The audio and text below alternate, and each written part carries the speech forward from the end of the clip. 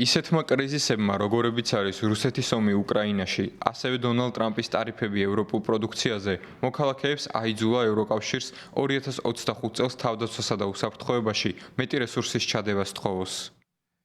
ევროპარლამენტმა 18 მარტს კვლევითი ორგანიზაციის ევრობარომეტრის შედეგები წარადგინა.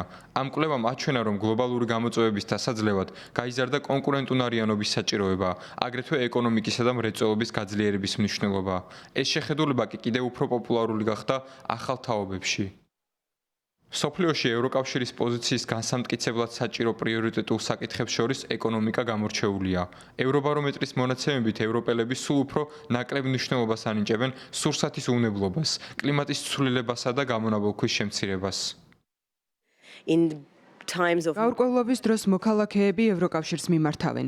მაგალითად ხედავთ, რომ ევროპელთა 74%-ის აზრით ევროკავშირი უმნიშვნელოვანესი გაერთიანებაა. ევროკავშირის შემადგენლობაში ყოფნა მათ სარგებელი მოუტანა. ეს ყველაზე მაღალი შედეგია, რაც ოდესმე ყოფილა 1983 წლის შემდეგ. ევროპელი მოქალაქეები ევროპარლამენტისგან ითხოვენ გაითვალისწინონ ცხოვრების ხარისხი, ტარიფები და დასაქმებულთა მდგომარეობა.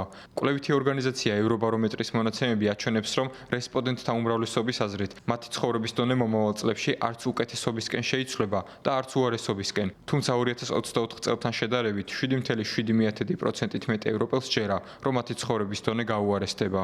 უფრო მეტად ვიდრე ოდესმე, მოქალაქეები კმაყოფილი არიან ევროკავშირის წევრობით, რაც მსგავსი გამოკითხვის პირველად ჩატარების დღიდან ყველაზე მაღალი მაჩვენებელია.